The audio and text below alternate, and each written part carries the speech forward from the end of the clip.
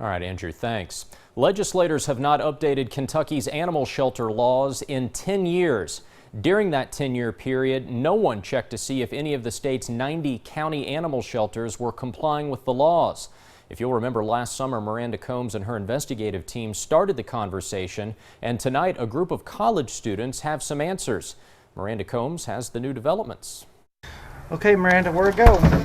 We turned some heads last summer when we went to Kentucky River Regional Animal Shelter in Perry County and found conditions below what state law requires. Do you need help? Is it a funding issue? Is it just too many animals?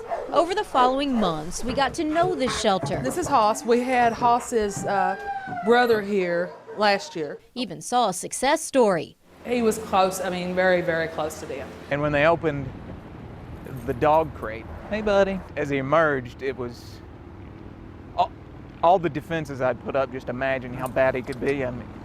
I could never imagine how bad he would look. The shelter serves 4 counties, receives very little funding. Usually I just do a visual physical exam. A local veterinarian shows up on his lunch break to work for free. Does this shelter need more money? This shelter, all shelters need more money.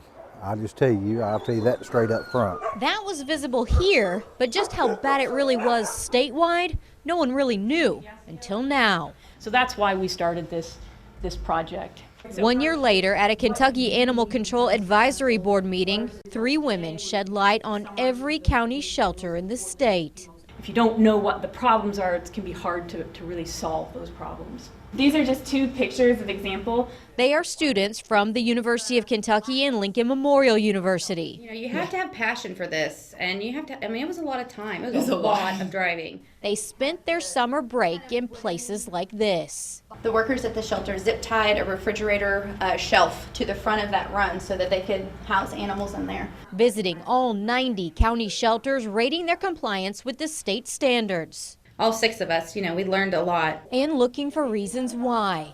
Ultimately, the goal was to determine, is more funding at the state level necessary and more oversight at the state level necessary to try. Because the last law that was written on shelter standards took effect in 2007 and took the policing away from the state and put it in the hands of the counties. These students found that's not the answer. The counties have had 10 years to, be responsible for their county shelter, and I think we found that that's not working. They identified 26 shelters in the state well below the state standards. These are the top 5.